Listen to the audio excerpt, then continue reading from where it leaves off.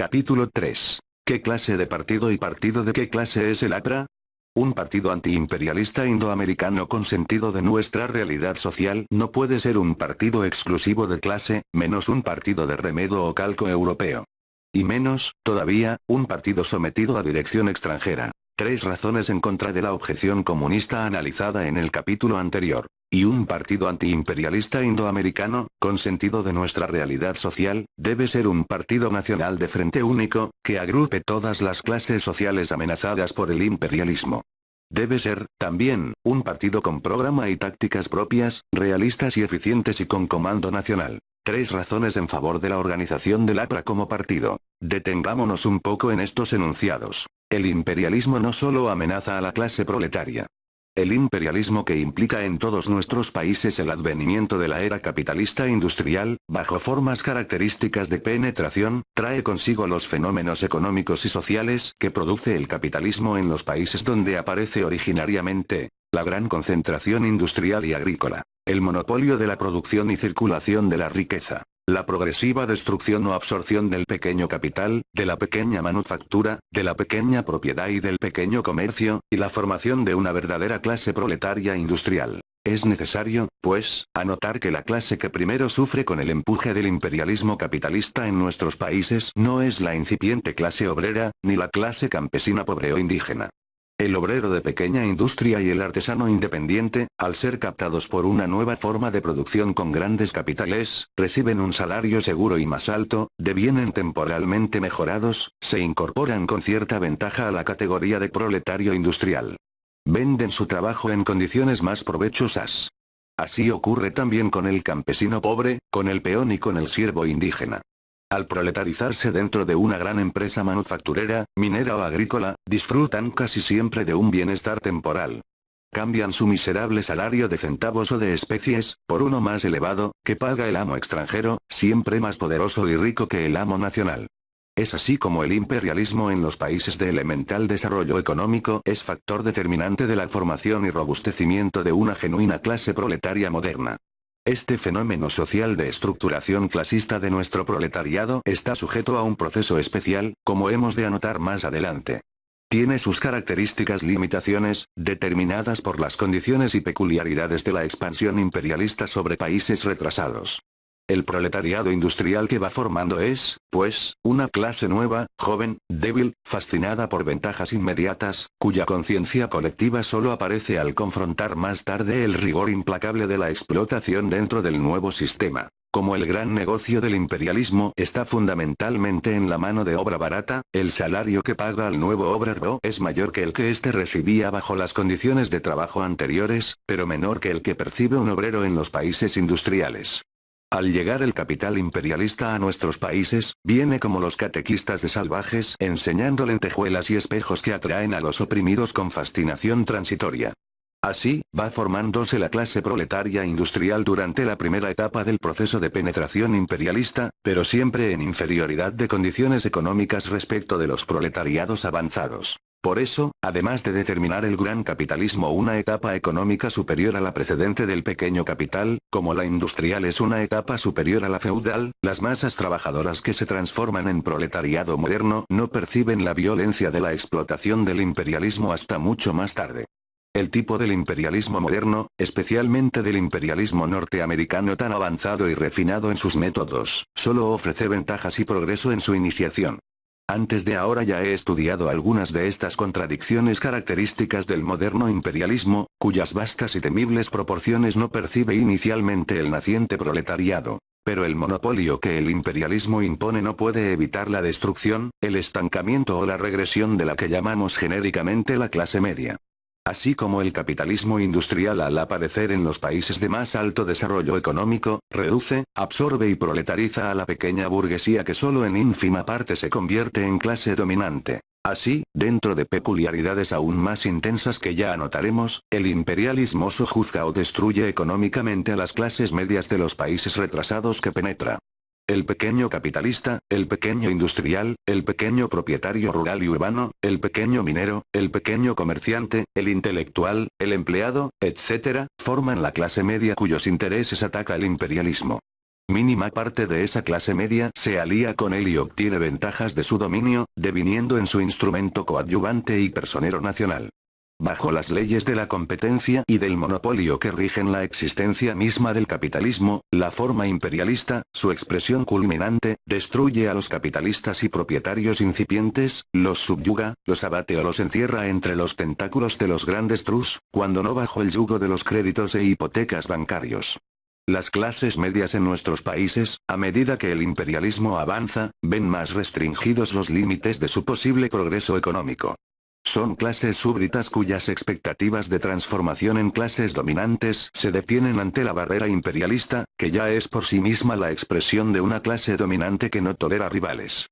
También en los países imperialistas, y en Estados Unidos especialmente, este fenómeno de paralización del progreso de las clases medias es evidente. No obstante que ellas cumplen una función económica de circulación y distribución de la riqueza, por el pequeño comercio, y que constituyen, a la vez, un amplio sector de mercado de consumo nacional, el impulso de las clases medias en los grandes países está circunscrito a un círculo vicioso. Ha perdido ya la posibilidad de superar su poder económico y convertirse en clase burguesa. A medida que el capitalismo se perfecciona y concentra, la pequeña burguesía define y hace infranqueables sus fronteras de clase dependiente. En los países de retrasado desenvolvimiento económico las clases medias tienen mayor campo de acción. Aliadas o en guerra con las clases latifundistas, las clases medias saben que suyo es el porvenir. Por eso vemos que, al producirse la revolución de la independencia de España, que dio el Contralor del Estado a los grandes terratenientes nacionales, las clases medias indoamericanas descubren pronto el camino de la dominación y avanzan hacia los planos de una definida burguesía nacional. Empero, mucho antes que culmine esa total transformación, es detenida por el imperialismo. La conquista de nuestros campos económicos viene de fuera, bajo un sistema ultramoderno y todopoderoso. Al llegar, quiere intereses, plantea irresistible competencia, absorbe, rinde y se impone. Y mientras la penetración imperialista produce en nuestros pueblos un movimiento ascendente de las masas trabajadoras que pasan de la semiesclavitud y servidumbre o de las formas elementales de trabajo libre a su definición proletaria, las clases medias sufren la primera embestida. Su organismo económico cae bajo el freno imperialista. Pronto lo perciben, y pronto insurge de ellas la reacción y la protesta. Así puede explicarse económicamente que las primeras admoniciones contra el imperialismo en nuestros países hayan surgido de las clases medias, que son también las más cultas. Bajo formas sentimentales y puramente líricas, los precursores de la protesta antiimperialista de Indoamérica han sido representativos genuinos de las clases medias. De sus filas aparecen los primeros agitadores y los más decididos y heroicos soldados de las etapas iniciales del antiimperialismo. Sería vano pretender explicar el hecho histórico de que las clases trabajadoras indoamericanas no hayan orientado sus movimientos de protesta social contra el imperialismo, simultáneamente con los de las clases medias, por falta de pugnacidad. Sabido es que los movimientos de rebeldía de obreros y campesinos en Indoamérica han sido frecuentes y tienen ya larga historia entre nosotros. Pero sus protestas han estado dirigidas durante muchos años contra el explotador visible, contra el instrumento de opresión inmediato, el amo feudal, el patrón, el gerente, el cacique, el caporal o el gobierno que los apoya. Es mucho más tarde, y ya cuando la explotación imperialista deja sentir toda su fuerza implacable que nuestras clases trabajadoras comprenden el peligro y descubren el verdadero enemigo económico. Y es entonces cuando la opresión del imperialismo se siente bajo la forma de opresión nacional, a través de los empréstitos, concesiones, entregas de la riqueza pública, o de sujeción política, intervenciones, amenazas, etc., que la realidad les demuestra la necesidad de unir sus fuerzas con las clases medias, a las que corresponde históricamente la iniciativa en la lucha antiimperialista. ¿Sería realista, entonces, desechar la alianza de las clases medias con las clases obreras y campesinas para la lucha antiimperialista? No, sin duda. ¿Y sería posible que formada tal alianza se limitara a protestas retóricas, a una mera labor de resistencia, o a agitaciones estruendosas sin un plan realista y político? La negativa es obvia. Una alianza meramente formal devendría en estéril. Las clases medias pueden desempeñar una valiosa función política como lo prueba su acción en los partidos socialistas de Argentina, México, Brasil y otros de nuestros países bajo cuya dirección trabajan bien. Además, las clases medias que sufren la agresión imperialista a costa de su propia existencia, tienen interés en dar a su protesta un contenido verdaderamente defensivo. Cuando los comunistas proponen vincularlas al movimiento antiimperialista dentro de las ligas, pero para que no hagan sino protestar, prohibiéndoles toda acción política, hay derecho y fundamento para condenar a muerte pronta a las famosas ligas. Las clases medias solo sacarían así las castañas del fuego. Y hay mucha gente inteligente y culta en esas clases, capaz de descubrir y desdeñar, con justicia, tan ingenua táctica. Ella puede ser muy comunista, muy europea y muy bien aprendida en libros bien traducidos, pero es muy necia. Las clases medias oprimidas y desplazadas por el imperialismo ansían luchar contra él, pero ansían luchar contra el imperialismo políticamente desde las filas de un partido que trate de reivindicarlas también. La tarea histórica de un partido antiimperialista consiste, en primer término, en afirmar la soberanía nacional librándose de los opresores de la nación y capturando el poder, para cumplir su propósito libertador. Difícil y larga tarea en la que la ayuda de las clases medias, beneficiadas por este movimiento libertador, se hace necesaria. En varias oportunidades he aludido a la semejanza del movimiento antiimperialista chino con el movimiento antiimperialista nuestro. En un discurso pronunciado durante la cena conmemorativa de la Revolución China en Londres, el 11 de octubre de 1926, hice hincapié en que el único frente antiimperialista semejante en su origen al chino, es el indoamericano, y el único partido antiimperialista del tipo que tuvo el Kuomintang al fundarse, es el APRA. Insisto en el paralelo, a pesar de necesarias distinciones específicas, recordando que la traducción literal de las tres palabras que dominan el poderoso organismo político chino significan en nuestra lengua Partido Popular Nacional. Los vocablos popular y nacional, que expresan claramente la tendencia de frente único del Kuomintang, pertenecen a la denominación aprista también. El Kuomintang no fue fundado como partido de clase, sino como un bloque o frente único de obreros, campesinos, clases medias, organizado bajo la forma y disciplinas de partido, con programa y acción política concretas y propias. Sun Yat-sen, uno de los más ilustres espíritus creadores de nuestros tiempos, vio bien claro en su época que no era posible establecer en China un partido puramente de clase, socialista, o exclusivamente comunista más tarde. Lo admirable de la concepción política de Sun Yat-sen estuvo en su realismo genial, tan genial como el realismo de Lenin lo fue para Rusia. Uno y otro crearon para sus respectivos países las fuerzas políticas que eran necesarias a sus medios propios. Y uno y otro aconsejaron, más tarde, por la proximidad geográfica y por las semejanzas psicológicas más o menos notables entre grandes sectores de sus pueblos, que esas fuerzas se aliaran. Pero ni el Kuomintang ni el partido bolchevique ruso perdieron nunca sus propios rumbos por tal alianza, cuando ésta se produjo temporalmente. Perderlos habría sido confundir Rusia con China y entregarse al enemigo, que era, en ambos casos, en el de China como en el de Rusia, el imperialismo europeo y sus cómplices de clase en cada país. No solo por los caracteres verdaderamente complicados del fenómeno imperialista, sino por la ignorancia de las masas trabajadoras en los países retrasados, ignorancia determinada por el tipo agrario o feudal de su economía, es necesaria la alianza con los intelectuales al servicio del movimiento antiimperialista. Los intelectuales en los pueblos agrarios pertenecen casi todos a la clase media. En la historia revolucionaria de China y Rusia, ellos han desempeñado función decisiva. Los jefes de las revoluciones rusa y china fueron intelectuales, profesores, economistas o literatos. Sería necio negar la influencia intelectual del universitario de izquierda, profesor, profesional o estudiante, en la obra libertadora del mundo moderno. Especialmente en el caso de China, país agrario, los intelectuales han cumplido y están cumpliendo una tarea memorable en la lucha contra el imperialismo. En los países de Indoamérica, la función de los intelectuales ha sido y es definitiva para la lucha antiimperialista. Muchos pueden haber doblegado sus conciencias ante el imperialismo y la reacción, pero intelectuales de clase media han sido los precursores de nuestra organización actual, como José Enrique Rodó y Manuel Ugarte, José Vasconcelos, Alfredo Palacios y José Ingenieros, el fundador de la Unión Latinoamericana, hoy adherida al APRA, uno de los orientadores más egregios que nuestra causa haya tenido, a pesar de ser contemporáneo de muchos demagogos profesionales de la revolución social.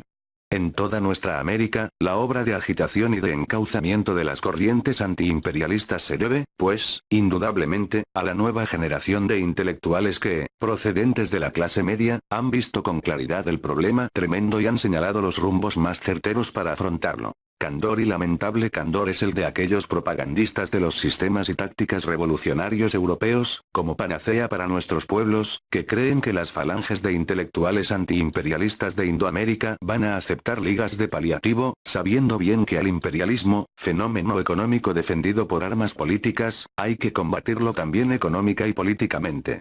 O que, para combatirlo así, haya que afiliarse velis nolis al Partido Comunista, cuyos recientes enunciados de lucha antiimperialista constituyen uno de los tantos aspectos de su programa de acción mundial. No. Para nosotros la lucha contra el imperialismo es cuestión de vida o muerte, peligro cercano, amenaza ineludible. Las lecciones del comunismo europeo nos vienen tarde, enseñándonos métodos de defensa primitivos y extraños. A nuestros intelectuales de vanguardia puede faltarles orientación y método, pero no les falta claridad y espíritu realista para saber qué clase de disciplina necesitamos. Un poco de observación de nuestros medios intelectuales me libra de extenderme mayormente para amparar un argumento que es irrebatible. El APRA como partido de Frente Único ha incorporado desde su fundación al intelectual antiimperialista. Como ha incorporado al pequeño propietario, al pequeño capitalista, al pequeño comerciante, al pequeño minero, al artesano, al empleado, ha incorporado a la inteligencia, al estudiante, al profesor, al literato, al artista y al maestro de escuela. Los ha incorporado sin resistencia ni distingos, como aliados de la lucha del obrero y del campesino, como a trabajadores intelectuales. Mientras el Estado sea el instrumento de dominio del imperialismo en nuestros países y mientras el poder sea el sancionador de la opresión y de la explotación nacionales por el capitalismo imperialista extranjero, todos los que sufren opresión y explotación deben unirse para vencer al enemigo común. El programa máximo del APRA en sus 5 lemas fundamentales, señala las etapas de la magna lucha y las distingue previendo y evitando tanto como puede preverse y evitarse en la historia oportunismo y confusionismo. Examinemos, una vez más, el programa. Nuestro primer lema, contra el imperialismo, incorpora, como ya lo hemos demostrado anteriormente, a la clase media en su plan de lucha. Nuestro segundo lema, por la unidad política y económica de los pueblos de Indoamérica, no la excluye tampoco. Ambos postulados implican la toma del poder político para cumplirse. Demostrado está que no vamos a obtener victoria posible sobre el imperialismo sin capturar el poder político, hoy instrumento de opresión, convertible por el APRA en arma de liberación. En esta acción política de derrocamiento de las clases u oligarquías, que son agentes y cómplices del imperialismo en nuestros países, necesitamos imperativamente la acción del Frente Único.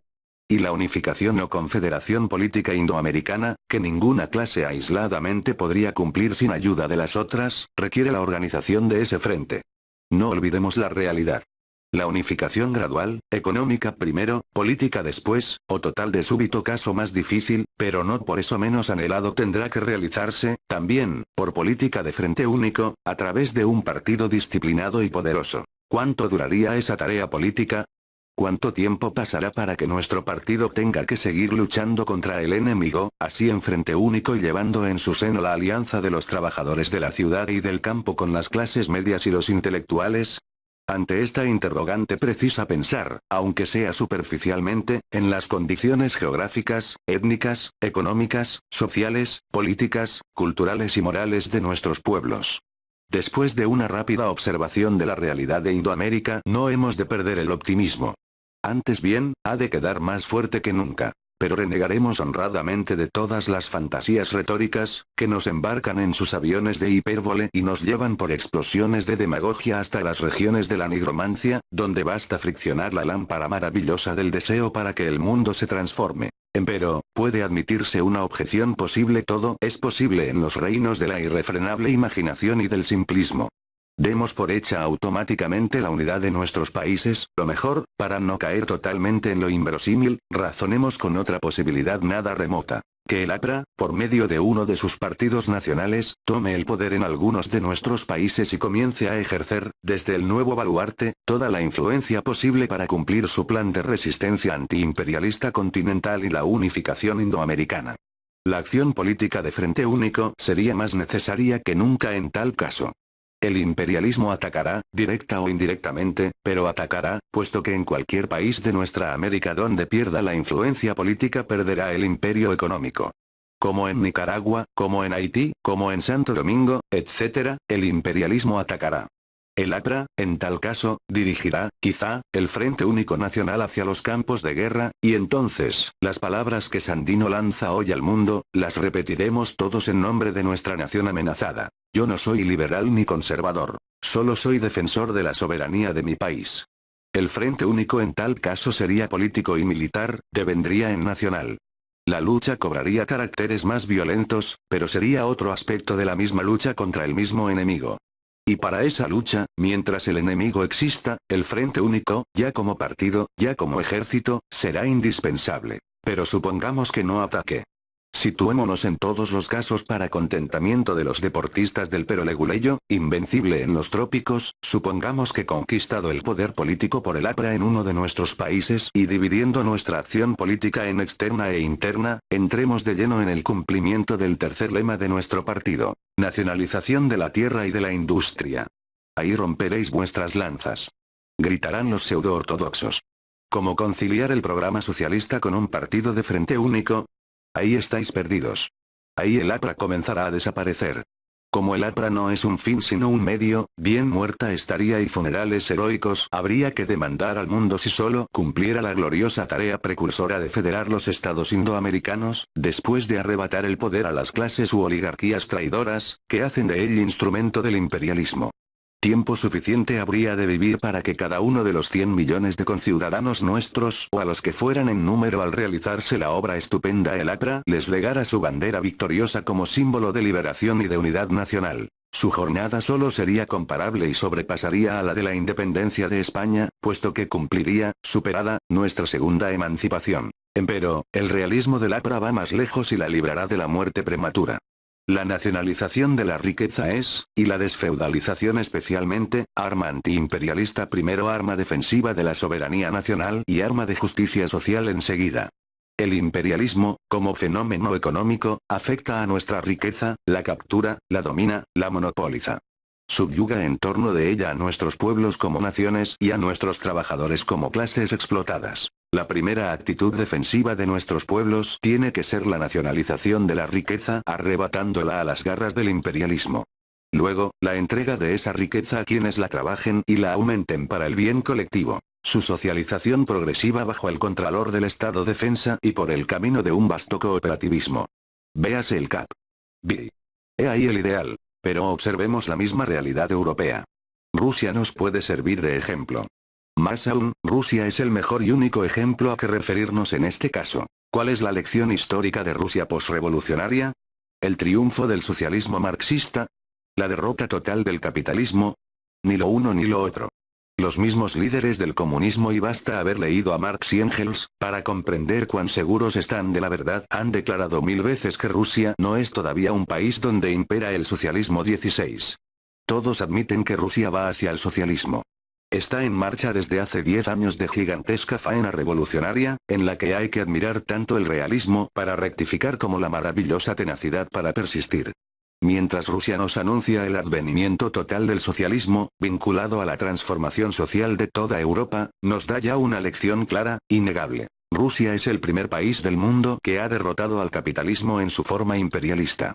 Es esa su única victoria completa hasta ahora y su única inobjetable experiencia histórica para el mundo. Hace 10 años que el pueblo ruso, bajo las banderas del partido bolchevique, derrocó los restos del régimen del zar y el inestable gobierno de Kerensky, instrumentos del imperialismo extranjero en Rusia y de las clases nacionales aliadas a él. La primera tarea ha sido, pues, de liberación nacional, bajo la égida de un poderoso y disciplinado partido revolucionario de las clases obreras y campesinas dirigido por intelectuales. Rememorando la situación de Rusia al producirse la revolución de 1917. Trotsky la precisaba muy bien en uno de sus discursos: o descender definitivamente al nivel de una colonia o resurgir bajo la forma socialista, tal es la alternativa de nuestro país. El Partido Comunista Ruso realizó victoriosamente su primera tarea nacionalista revolucionaria: capturar el Estado, instrumento del imperialismo extranjero y de la burguesía y de la clase feudal nacionales, sus aliados, y limpiar el suelo soviético de todos los rastros imperialistas. La segunda tarea de los comunistas rusos fue la de nacionalizar y estatizar la riqueza. El programa máximo no pudo cumplirse y se intentó un programa mínimo. La primera parte de la nacionalización antiimperialista se realizó, declarando a la nación dueña única, y al Estado, contralor exclusivo de la riqueza nacional. La segunda parte de la nacionalización, la entrega total de la producción a los productores y la eliminación absoluta de la pequeña burguesía y de la pequeña propiedad, no puede cumplirse totalmente todavía. La nueva política económica, NEP, de Lenin detuvo, con genial oportunismo, el programa máximo sobre tierras e industrias. La alianza económica con la burguesía desposeída del poder político marcó una rectificación necesaria. Rusia, libre ya del imperialismo, ha mantenido el sistema de la NEP por largos años. Día llegará en que el socialismo impere en Rusia. Mientras tanto, ha de ser necesario un largo proceso de capitalismo de Estado que suprima, progresivamente, la NEP y cumpla la misión histórica de industrializar el país, tarea que la pesada burguesía rusa no alcanzó sino a iniciar. Y esto es lo que enseña la moderna Rusia. El país se ha liberado del imperialismo por la nacionalización de la industria, por el monopolio estatal del comercio y por el contralor del ingreso de capitales extranjeros. La forma socialista está aún lejana. Pero la victoria sobre el imperialismo prácticamente se ha cumplido de acuerdo con las necesidades del nuevo Estado proletario. Indoamérica debe aprovechar la experiencia de la historia, sin caer en la imitación servil. La realidad geográfica, étnica, económica y política de Rusia es muy diferente de la nuestra. Empero, hay hechos de valor universal que implican lecciones y ejemplos para todas las latitudes y para todas las épocas. Y Rusia ofrece al mundo el primer caso de liberación económica antiimperialista de la historia contemporánea, con todas las características de una auténtica revolución social y nacional. Para cumplirla, el Partido Socialista Ruso debió emanciparse de la Segunda Internacional y tomar un nombre de su propia lengua, bolchevismo, cuyo significado literal, como es sabido, carece de sentido marxista o europeo antes de la Revolución de 1917. Los dirigentes rusos comprenden bien el imperativo nacional de su gran revolución. Y aunque su terminología sea extranjera para nosotros, no lo es para el pueblo ruso. La revolución toma formas nacionales y crea su léxico. No faltan quienes en nuestras tierras aprendan devotamente el léxico y lo repitan arrogantes. Ignoran que lo que hace falta es comprender el hecho histórico, adentrarse en la experiencia, y olvidar el léxico para crear uno propio. Estableciendo las diferencias profundas y numerosas y anotando las semejanzas de tesis general entre los casos de Rusia y China y el de Indoamérica, el APRA sostiene el principio de la acción autónoma de nuestros pueblos en su lucha contra el imperialismo. Aprovecha las experiencias de la historia, las verifica en nuestro suelo, y desechando críticas absurdas se afirma realistamente en la dialéctica de los hechos. Por eso, el partido antiimperialista de Frente Único que propugna el APRA crea un vasto movimiento nacional indoamericano que afronte realistamente la obra de nuestra emancipación del imperialismo.